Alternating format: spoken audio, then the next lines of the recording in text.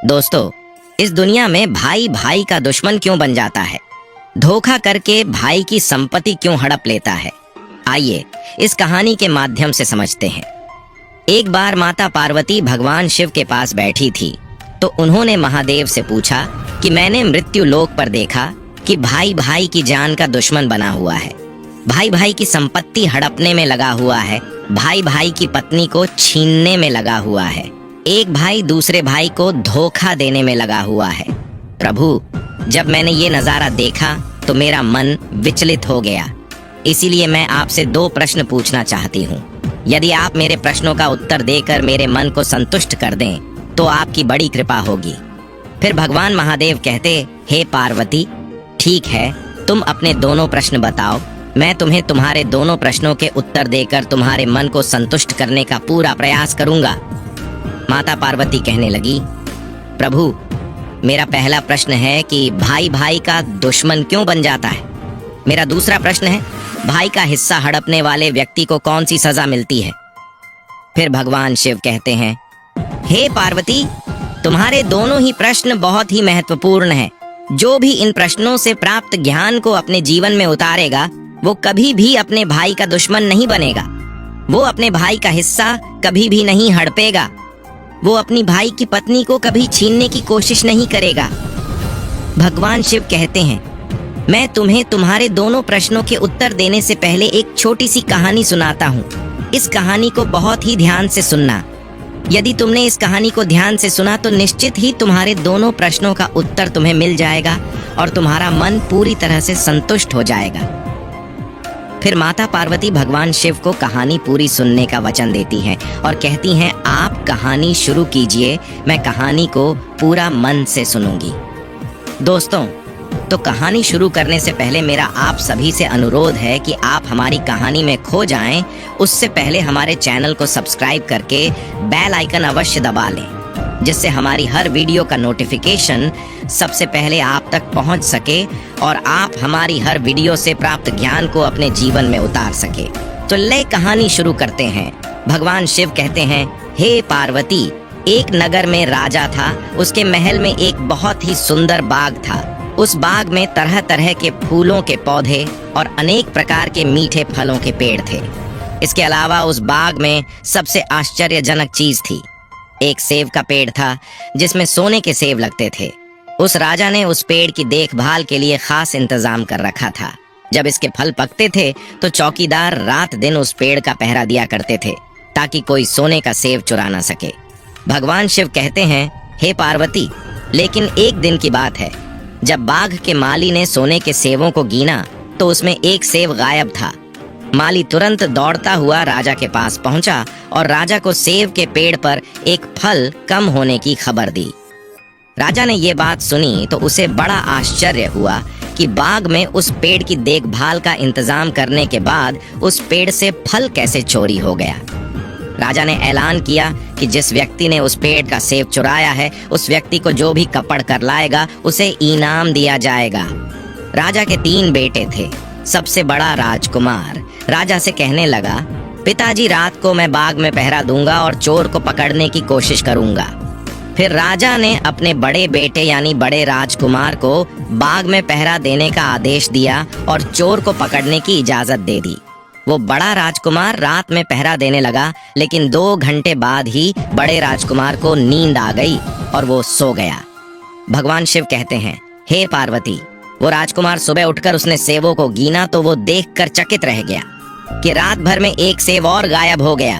फिर इसके बाद दूसरी रात को मझले राजकुमार ने पहरा देने का काम संभाला तो उसे भी नींद आ गई और तीसरे दिन भी सेब चोरी हो गया। पेड़ से लगातार फल चोरी होने से वो राजा बड़ा चिंतित था और दरबारी की भी समझ में नहीं आ रहा था कि क्या किया जाए। ये सोचते हुए सब उदास बैठे थे। इतने में सबसे छोटा राजकुमार आया और उसने कहा कि आज की रात मैं पहरा दूंगा और चोर को पकड़ लूंगा। भगवान शिव कहते हैं, हे पार्वती, राजा सबसे छोटे राजकुमार से खुश नहीं रहता था।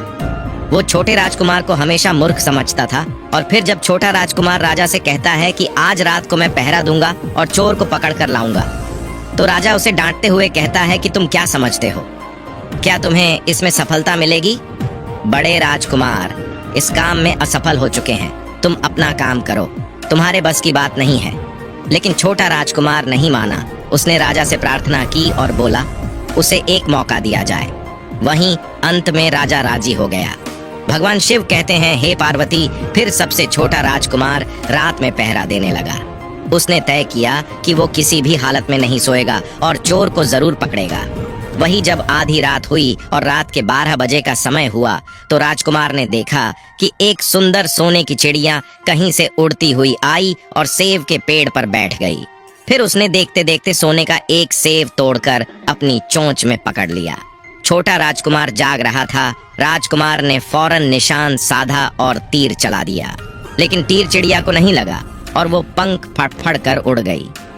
राजकुमार का तीर उस चिड़िया के पंख पर लगा और एक सोने का पंख टूटकर जमीन पर आ गिरा।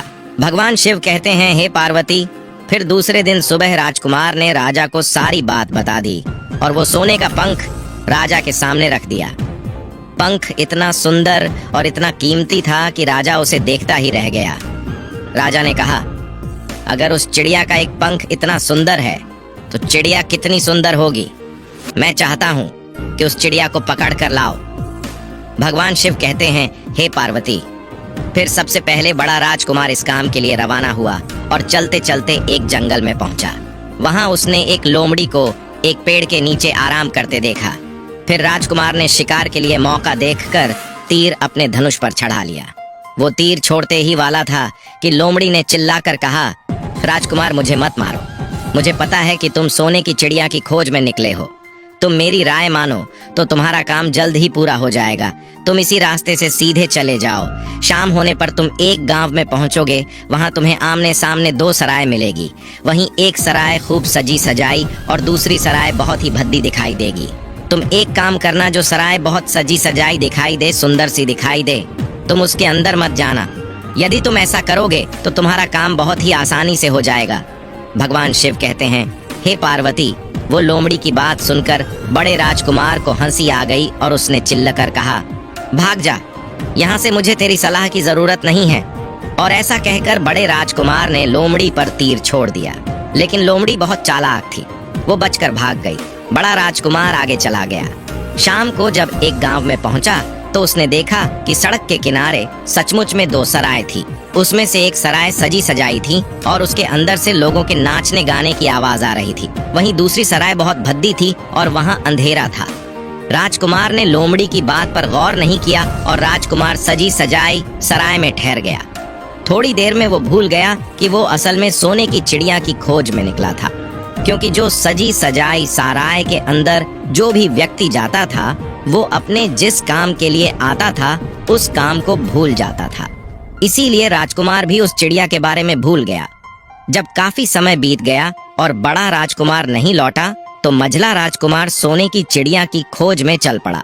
वो भी उसी तरह चलते चलते जंगल में पहुंचा तो वही लोमड़ी उसे भी मिली और फिर उसी लोमड़ी ने मझले राजकुमार को भी वही बात बताई जो बड़े राजकुमार को बताई थी। मगर मझले राजकुमार ने भी उस लोमड़ी की बात पर कोई ध्यान नहीं दिया। जब शाम को वो उस गांव में पहुंचा तो बड़े राजकुमार की तरह सजी सगाई सराय में ठहर गया और वहां के नाच गान के रंग में मस्त होकर वो भी अपना काम भूल गया। यहाँ तक कि उसे घर लौटने की भी सुध नहीं रही। भगवान शिव कहते हैं, हे पार्वती, अंत में सबसे छोटे राजकुमार ने राजा से कहा कि मैं सोने की चिड़िया की खोज में जाऊंगा। तो राजा को विश्वास नहीं हुआ और वो कहने लगा, जब उससे बड़े दोनों राजकुमार इस काम में सफल नहीं हुए तो तुझे सफलता कैसे मिल सकेगी। लेकिन छोटे राजकुमार ने जिद की और उसके जिद करने पर राजा ने अपने छोटे राजकुमार को इजाजत दे दी। भगवान शिव कहते हैं, हे पार्वती, वो छोटा राजकुमार तैयार होकर सोने की चिड़िया की खोज में निकला गया। वो भी चलते चलते जंगल में पहुंच गया। उसे भी लोमड़ी मिली।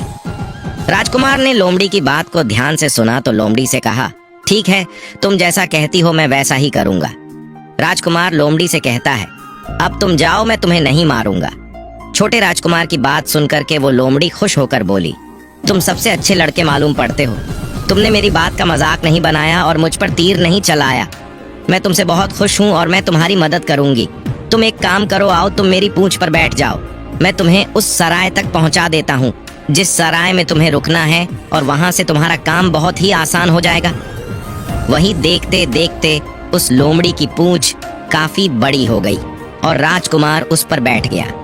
उसके बैठते ही लोमड़ी हवा में उड़ने लगी और थोड़ी ही देर में मैदानों और पहाड़ों को पार करके उस गांव में जा पहुंची। वहीं राजकुमार ने उस लोमड़ी की सलाह को मानकर छोटी और पुरानी सराय में ही अपना डेरा डाल दिया। वो सजी सजाई सराय में नहीं गया और उस दूसरी सजी सजाई सराय से काफी दूर रहा।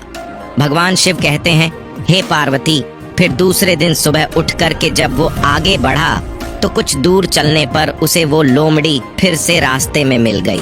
लोमड़ी ने उससे कहा, अब मैं तुम्हें बताती हूँ कि आगे तुम्हें क्या करना है। लोमड़ी ने कहा, तुम सीधे चलो, आगे चलने पर तुम्हें एक बहुत बड़ा किला मिलेगा जिस पर सिपाही पहरा देते होंगे। तुम सिपाहियों से डरना नहीं और सीधे अंदर चले जाना, क्योंकि उस समय वो सिपाही सो रहे होंगे।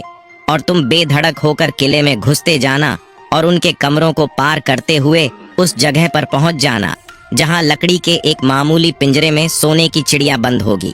और वहां पर पहुंच कर के तुम चिड़िया को पिंजरे से सहित उठाकर किले से बाहर ले आना। लेकिन एक बात याद रखना, चिड़िया के पिंजरे के पास ही एक बहुत सुंदर सा सोने का पिंजरा भी तुम्हें दिखाई देगा। तुम भूल कर भी उस सोने की चिड़िया को उस सोने के पिंजरे में मत रखना। तुम उसमें रखने की कोशिश करोगे तो बाद में पछताओगे। और फिर ऐसा कहकर लोमड़ी ने राजकुमार को फिर से अपनी पूंछ पर बिठाया और थोड़ी ही देर में उस किले के पास पहुंचा दिया। भगवान शिव कहते हैं, हे पार्वती, अब राजकुमार ने किले के पास जाकर देखा कि सचमुच उसके पहरेदार सो रहे थे। और फिर छोटा राजकुमार बिना डरे हुए सीधा महल में घुस गया और थोड़ी ही देर के बाद उस कमरे में जा पहुंचा जहां सोने की चिड़िया एक पिंजरे में बैठी हुई थी। उस पिंजरे के पास ही सोने के 3 सेव पड़े हुए थे। फिर तो उन तीनों सेवों को देखकर राजकुमार ने फौरन पहचान लिया कि ये तीनों सोने के सेव उसके पिता के बाग के ही हैं। वहीं सोने की चिड़िया इतनी सुंदर थी कि राजकुमार उस चिड़िया को देखता ही रह गया और वो उस चिड़िया को उठाकर लाने ही वाला था कि उसकी नजर पास ही पड़े एक सुंदर से पिंजरे पर पड़ गई। वो पिंजरा बहुत ही सुंदर था और उसमें तरह तरह के कीमती पत्थर जड़े हुए थे। और फिर उस सुंदर सोने के पिंजरे को देखकर छोटे राजकुमार के मन में लालच आ गया और उसने सोने की चिड़िया के लिए वही पिंजरा ठीक समझा। और राजकुमार लोमड़ी की बात को भूल गया कि उसने सोने के पिंजरे को छूने के लिए मना किया था। मगर राजकुमार लोमड़ी की बात भूलकर और उसने सोने की चिड़िया को लकड़ी के पिंजरे से निकालकर उस सोने के पिंजरे में बंद कर दिया। लेकिन नए पिंजरे में आते ही वो सोने की चिड़िया जोर जोर से शोर मचाने लगी और राजकुमार पिंजरे को उठाकर कमरे से बाहर भी नहीं निकल पाया था, क्योंकि चिड़िया के शोर मचाने पर उसकी आवाज से सिपाही कमरे में पहुंच गए और उन्होंने राजकुमार को पकड़ लिया। भगवान शिव कहते हैं, हे पार्वती, फिर राजकुमार को अपनी भूल का पता चला। उसे याद आया कि लोमड़ी ने उसे क्या कहा था, लेकिन अब क्या हो सकता था। सिपाही उस छोटे राजकुमार को पकड़कर राजा के दरबार में ले गए। वहीं राजा के पूछने पर राजकुमार ने सारी बात राजा को बता दी। फिर राजकुमार की बात को सुनकर राजा ने कहा, तुम मेरे महल में चोरी करने के लिए घुसे थे, मैं तुमको माफ नहीं कर सकता। तुम्हें फांसी की सजा दी जाएगी, लेकिन मैं तुम्हें एक मौका दे सकता हूँ। अगर तुम मेरे लिए सोने का घोड़ा लाकर दो तो मैं तुम्हें ना सिर्फ छोड़ दूंगा बल्कि सोने की चिड़िया भी तुमको दे दूंगा। वहीं राजकुमार को अपनी जान बचाने के लिए राजा की शर्त माननी पड़ी और वो सोने के घोड़े की तलाश में निकल पड़ा। वो किले के बाहर जाने पर छोटे राजकुमार ने देखा कि लोमड़ी उसका इंतजार कर रही है और फिर उसने लोमड़ी को सारी बातें बताई। तो लोमड़ी ने निराश होते हुए कहा कि मैं अब तुम्हारी कोई मदद नहीं करूंगी। तुमने मेरे कहने के अनुसार काम नहीं किया। मैंने जिस तरह से कहा था, अगर तुम उस तरह से काम करते तो मुसीबत में नहीं फंसते और सोने की चिड़िया भी तुम्हारे हाथ में होती।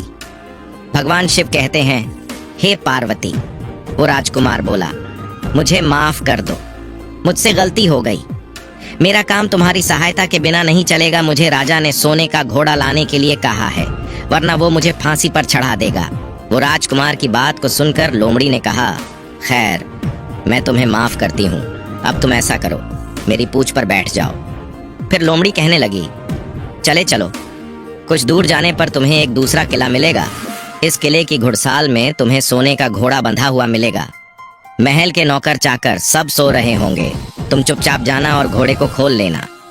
लेकिन एक बात याद रखना, वहां घोड़े के पास में ही घोड़े पर कसने के लिए 2 जीण रखी होगी। उनमें से एक तो बहुत पुरानी चमड़े की जीण होगी और दूसरी सोने की जीण होगी। तुम सोने की जीण को छूना भी मत और उस घोड़े पर पुरानी चमड़े की जीण को कसकर सवार हो जाना और उसे दौड़ाते हुए किले से बाहर चले आना।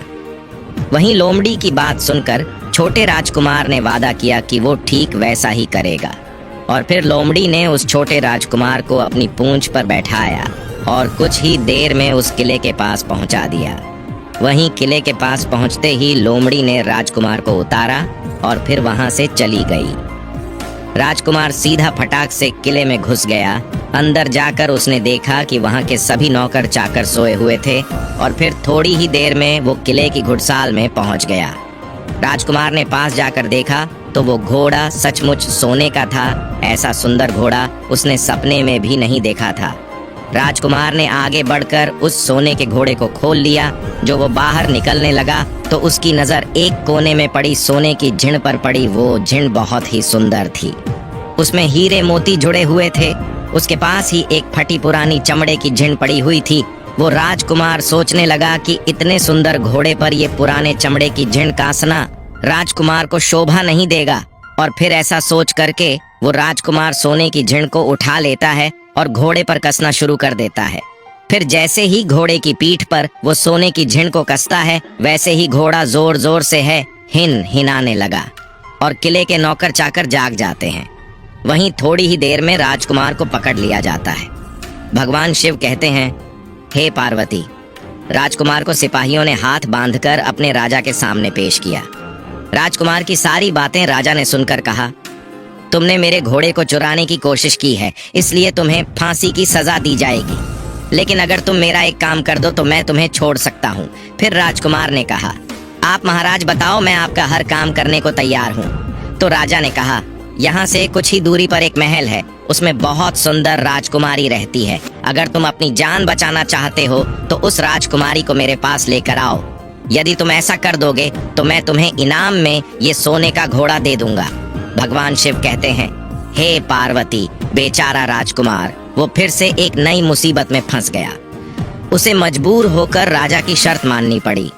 अब वो सोने के महल की खोज में निकला पड़ा। कुछ दूर चलने पर उसे वो लोमड़ी फिर मिल गई। पता नहीं उस लोमड़ी को सारी बातें कैसे मालूम हो गई थीं और वो कहने लगी, देखा तुमने, इस बार भी मेरी बात नहीं मानी। मेरी बात मान जाते तो इस नई मुसीबत में नहीं फंसते। खैर, मुझे तुम पर दया आ रही है, मैं तुम्हारी मदद फिर करूंगी। चलो, तुमको सोने के महल के पास पहुंचा देती हूँ। तुम महल के बाहर ही कहीं पर छुपे रहना। जब महल में से शाम के समय राजकुमारी तालाब में नहाने के लिए बाहर आए तो तुम आगे बढ़कर उसका हाथ पकड़ लेना और डरना नहीं। जैसे ही तुम उस राजकुमारी को छुओगे, राजकुमारी तुम्हारे साथ आने के लिए राजी हो जाएगी। लेकिन एक बात याद रखना, तुम उसको वहां से सीधे अपने साथ ले आना। उसे वापस महल में मत जाने देना।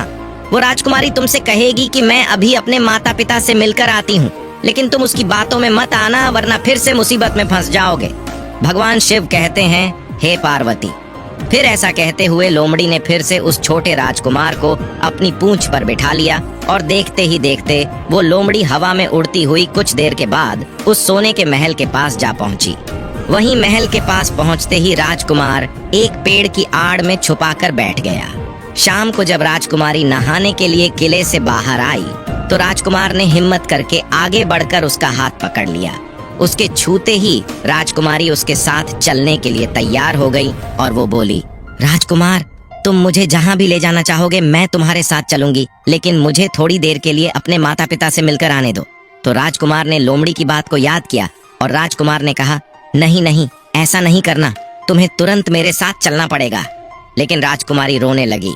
इतनी सुंदर राजकुमारी थी कि राजकुमार उस राजकुमारी का रोना नहीं देख सका और उसका मन पिघल गया। छोटा राजकुमार अंत में राजी हो गया और बोला, जाओ, थोड़ी देर के लिए माता पिता से मिलकर लो, लेकिन फिर तुरंत बाहर चली आना। भगवान शिव कहते हैं, हे पार्वती। लेकिन राजकुमारी ने जैसे ही किले में कदम रखा, किले के पहरेदार जाग गए और उन्होंने राजकुमार को पकड़ लिया। वहीं राजकुमार बहुत पछताया। लेकिन अब क्या हो सकता था, सिपाहियों ने उसे अपने राजा के सामने पेश किया। राजा बहुत निराश था। उसने उसी वक्त आदेश दिया कि इस राजकुमार को फौरन फांसी पर चढ़ा दिया जाए। फिर तो फांसी का आदेश सुनने के बाद में राजकुमार रोने लगे, गिड़गिड़ाने लगा। इस पर राजा ने थोड़ी देर सोच विचार किया और कहा, मैं अपना आदेश वापस नहीं ले सकता, लेकिन अगर तुम मेरा एक काम कर दो तो तुम्हारी जान बच सकती है। फिर राजकुमार ने कहा, ठीक है, आप जो भी कहेंगे मैं आपका काम करूंगा। तो राजा ने कहा, हमारे किले के ठीक सामने एक बहुत बड़ा पहाड़ है। इसके कारण हमारे किले की सुंदरता नष्ट होती है। अगर तुम 8 दिन में इस पहाड़ को खोदकर साफ कर दो तो हम तुम्हें क्षमा कर देंगे और राजकुमारी का विवाह भी तुम्हारे साथ कर देंगे। वही राजकुमार किले के बाहर आकर पहाड़ को देखने लगा। उसके हाथ में एक छोटी सी कुदाली थी। उसके समझ में नहीं आ रहा था कि इतना बड़ा पहाड़ आखिर वो 8 दिन में कैसे खोद सकेगा। फिर भी राजकुमार अपनी जान बचाने के लिए उस पहाड़ को खोदना शुरू करता है। धीरे धीरे 7 दिन बीत गए। इतने दिन तक लगातार खोदने पर भी पहाड़ का सिर्फ एक कोना नहीं खोद सका।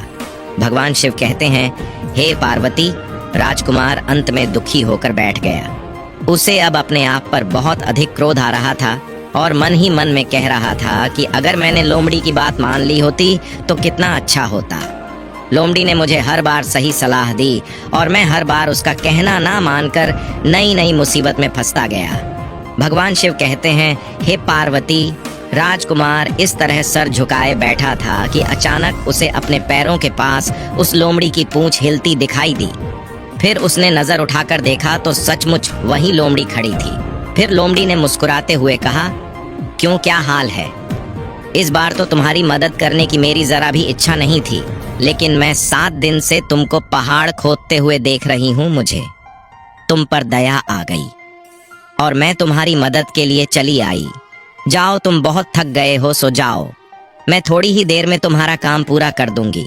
और फिर इस बार राजकुमार ने तय कर लिया था कि अब वो लोमड़ी जैसा कहेगी वो वैसा ही करेगा। और फिर चुपचाप उठ करके वो राजकुमार एक तरफ सोने के लिए चला गया।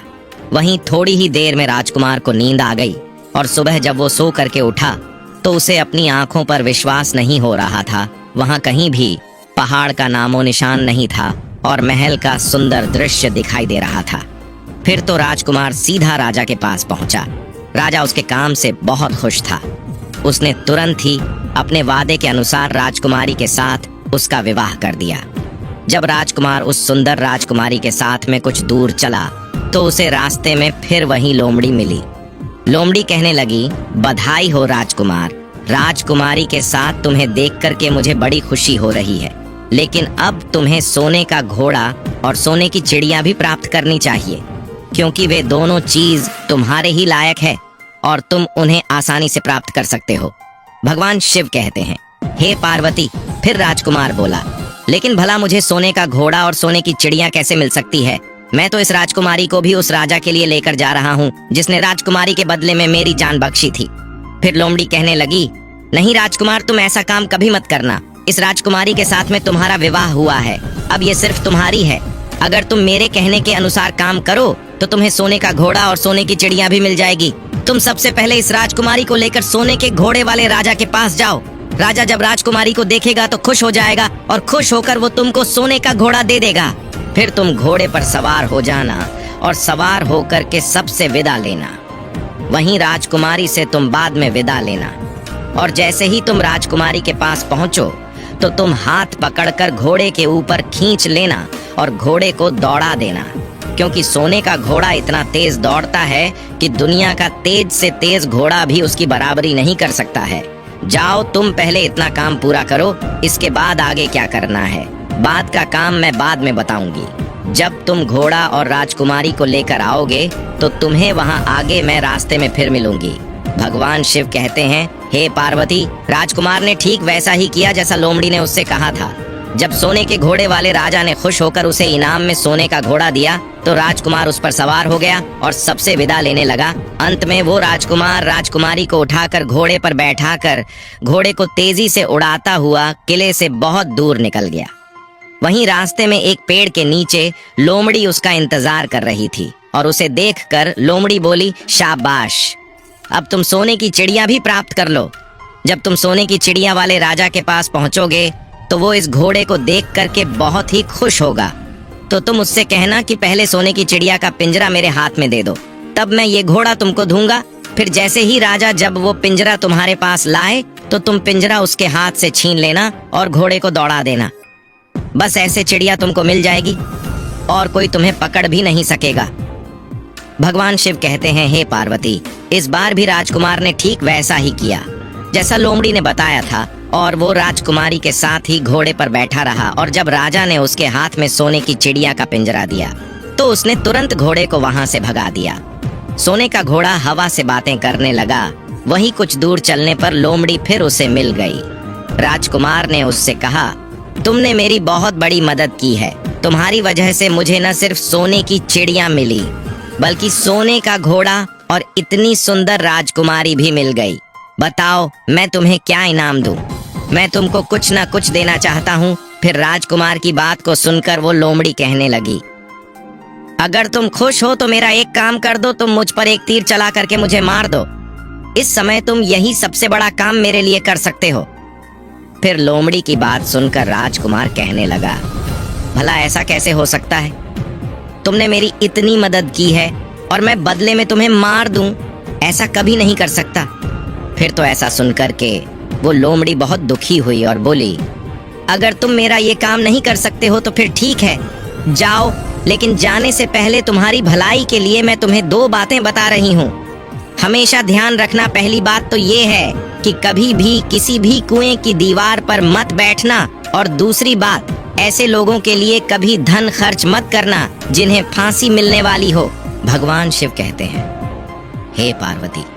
फिर लोमड़ी की बात सुनकर राजकुमार बोला, तुम भी अजीब हो। तुम्हारी बातें मेरी समझ में नहीं आती हैं। भला मैं कभी कुएं की दीवार पर क्यों बैठूंगा और ऐसे आदमियों पर धन खर्च क्यों करूंगा जिनको फांसी दी जाने वाली हो? लेकिन लोमड़ी ने उसकी बात का कोई जवाब नहीं दिया और अलविदा कह करके लोमड़ी वहां से चली गई। भगवान शिव कहते हैं, हे पार्वती, लोमड़ी के चले जाने के बाद में राजकुमार सोने का घोड़ा दौड़ाता हुआ आगे बढ़ा तो राजकुमारी उसके साथ बैठी हुई थी और सोने की चिड़िया का पिंजरा भी उसके हाथ में था। वहीं कुछ ही देर में राजकुमार उसे छोटे गांव में जा पहुंचा जिसमें वो दोनों सराय थीं। गांव के लोग और खास तौर से बच्चे उसको देखने के लिए बाहर निकल कर आए। सोने के घोड़े पर इतनी सुंदर राजकुमार के साथ बैठी एक राजकुमारी को देखकर के सभी सराय वाले चकित थे। इतने में ही राजकुमार ने देखा कि गांव के बगीचे में एक जगह बहुत से लोग जमा हैं और कुछ शोर हो रहा है। फिर राजकुमार के पूछने पर लोगों ने बताया कि वहां पर दो आदमियों को फांसी देने की तैयारी हो रही है। फिर तो राजकुमार उन आदमियों से मिलने के लिए उधर को चल पड़ा और वहां पहुंचने पर उसने देखा कि वो दो आदमी जिनको फांसी दी जाने वाली थी वो कोई और नहीं बल्कि उसके सगे बड़े भाई थे, जो सजी सजाई सराय में पहुंच गए थे और अपनी सुध बुध खो बैठे थे। वहीं तरह तरह के बुरे काम करते थे और जुआ खेलते थे और जुए में बहुत सारा धन हार चुके थे। उन्होंने लोगों से बहुत सारा रुपए उधार ले लिया था और इन्हीं सब बातों से चीड़ करके गांव वाले उन दोनों बड़े राजकुमारों को फांसी पर चढ़ाने जा रहे थे। भगवान शिव कहते हैं, हे पार्वती भाई, आखिरकार भाई होता है। छोटा राजकुमार ऐसा कैसे होने देता? उसने अपने बड़े भाइयों को बचाने के लिए वहां के लोगों से कहा, मुझसे रुपया ले लो और तुम इन लोगों को छोड़ दो। और फिर उसके बहुत विनती करने पर वहां के लोग राजी हो गए और उन्होंने उन दोनों आदमियों को रिहा कर दिया। वहीं राजकुमार अपने भाइयों को छुड़ाकर अपने महल की तरफ चल दिया। आगे कुछ दूर चलने पर जंगल में एक कुआं दिखाई दिया। फिर राजकुमार कुछ सोचकर राजकुमारी से कहता है, हम कुछ देर के लिए इस कुएं के पास आराम करते हैं और यहाँ पर ठंडा पानी पीने के बाद हम यहाँ से आगे के लिए प्रस्थान करेंगे। राजकुमार की बात सुनकर राजकुमारी मान गई। इधर राजकुमार लोमड़ी की दोनों बातों को भूल चुका था, जो कि लोमड़ी ने विदा के समय कहा था कि कभी भी घोड़े से उतरकर कुएं की दीवार पर मत बैठना और कभी भी ऐसे आदमियों की मदद मत करना जिनको फांसी लगने वाली हो। वही जैसे ही छोटा राजकुमार राजकुमारी के साथ में उस कुएं के किनारे पर बैठा, तब तक उसके दोनों बड़े भाई आ गए। वो उससे जलने लगे। इसको तो सुंदर राजकुमारी मिल गई और इतना सारा धन भी मिल गया और पिताजी भी इसकी बुद्धिमानी की प्रशंसा करेंगे। इसकी घर में इज्जत बढ़ जाएगी। कल तक पिताजी इसे मूर्ख समझते थे, आज यही बुद्धिमान माना जाएगा। इसलिए दोनों भाइयों ने सलाह करके और मौका देखकर अपने छोटे भाई छोटे राजकुमार को कुएं में धकेल दिया और उसके बाद सोने का घोड़ा लेकर घोड़े पर राजकुमारी को बिठाकर सोने की चिड़िया का पिंजरा उठाकर